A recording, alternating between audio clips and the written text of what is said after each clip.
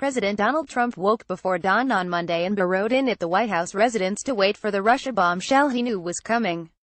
Separated from most of his West Wing staff who fretted over why he was late getting to the Oval Office, Trump clicked on the television and spent the morning playing fuming media critic, legal analyst and crisis communications strategist, according to several people close to him.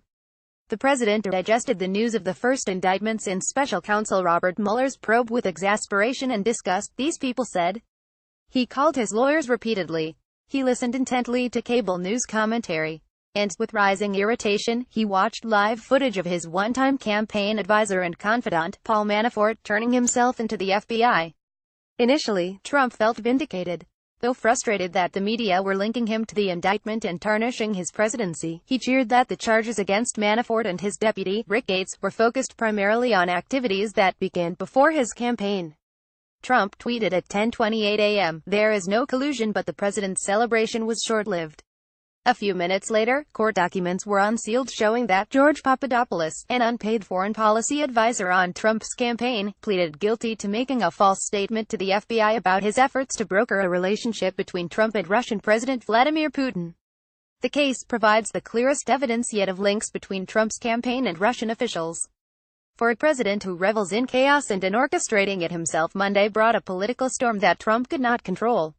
White House Chief of Staff John F. Kelly, along with lawyers Ty Cobb, John Dowd and Jay Sekulow, advised Trump to be cautious with his public responses, but they were a private sounding board for his grievances, advisors said.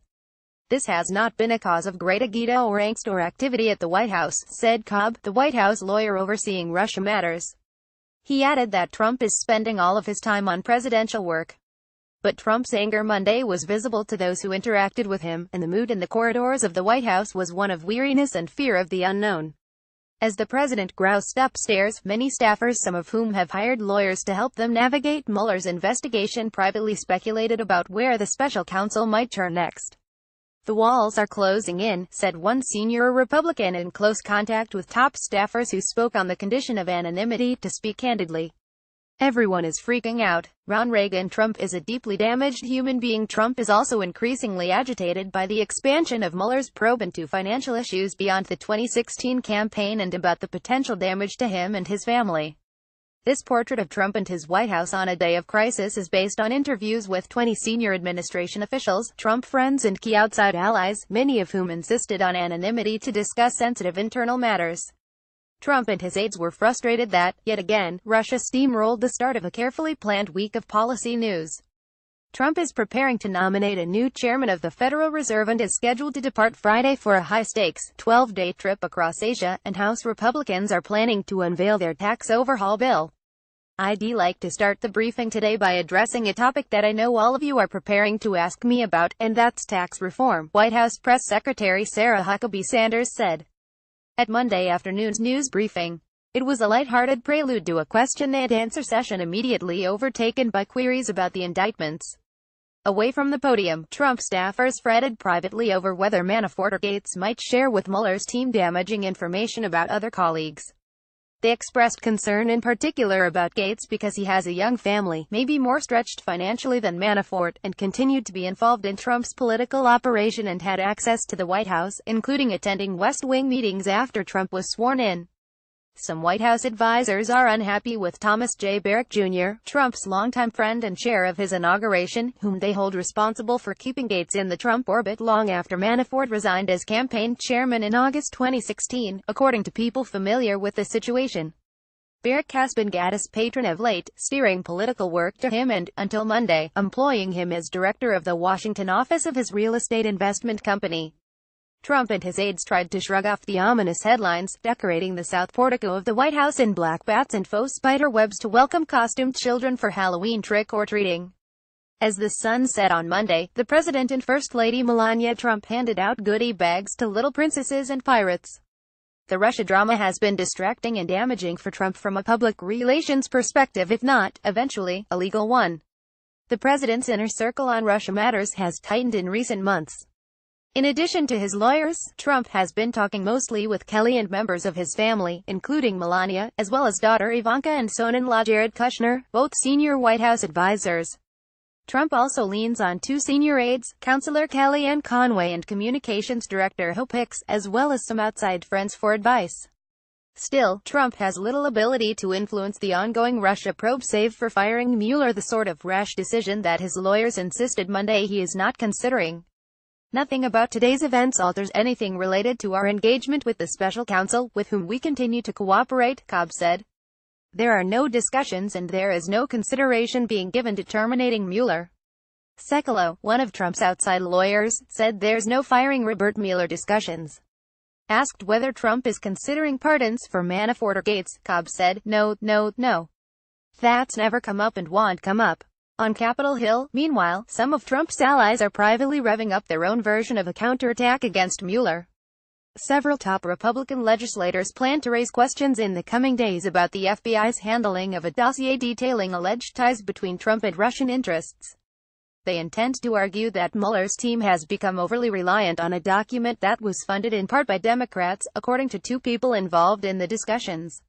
Mueller does not appear to have relied on the dossier for the case as revealed on Monday, however.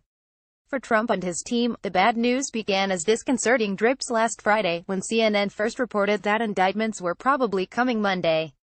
The only question of whom, the White House had no inside information beyond what was public in news reports, officials said, and were left to scramble and speculate as to what might happen. Reliable information was hard to come by, as Trump's team was scattered.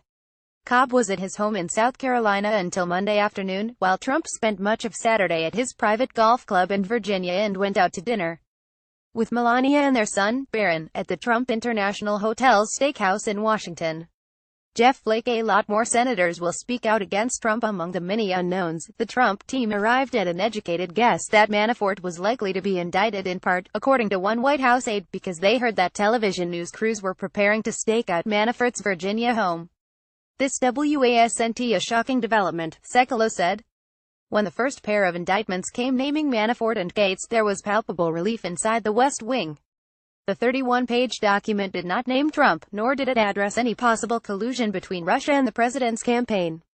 Moreover, aides were simply happy that the initial batch of indictments did not include Michael Flynn, Trump's former and controversial national security advisor, who was fired from his top White House perch after misleading Vice President Pence about his contacts with Russian officials. Flynn had been intimately involved in both the campaign and the early days of the administration, and a Flynn indictment, most staff believed, would have been far more damaging. The indictment of Gates, who had played a quiet, behind-the-scenes role in Trump's orbit, was more of a surprise, though he had served as Manafort's campaign deputy and protege. Trump's team quickly settled on a messaging plan the duo's alleged misdeeds, the White House argued, had nothing to do with the president or his campaign. Privately, aides and allies acknowledged that the campaign had perhaps not sufficiently vetted the two men before bringing them on board. Michael Caputo, a former campaign advisor whom Trump praised on Twitter Monday morning for his appearance on Fox News Channel's Fox Friends, later called the indictments one big, huge fail. Rick and Paul, I would consider them friends of the president because they worked so closely with him, Caputo said. The president's watching closely and he should be concerned for his friends' welfare, but he has absolutely no concern about collusion with Russia because there was none. On Sunday, Trump had attempted to seek refuge from the political squall with another round of golf at his Virginia club. Senators Lindsey Graham, Republican South Carolina, and Ron Johnson, Republican Wisconsin, were set to join him, according to two people briefed on the plans. An afternoon of camaraderie and talk about his tax proposal. It was not to be. Rainy weather forced the White House to cancel the outing, yet another disappointment, beyond the president's control. The Washington Post reuse content.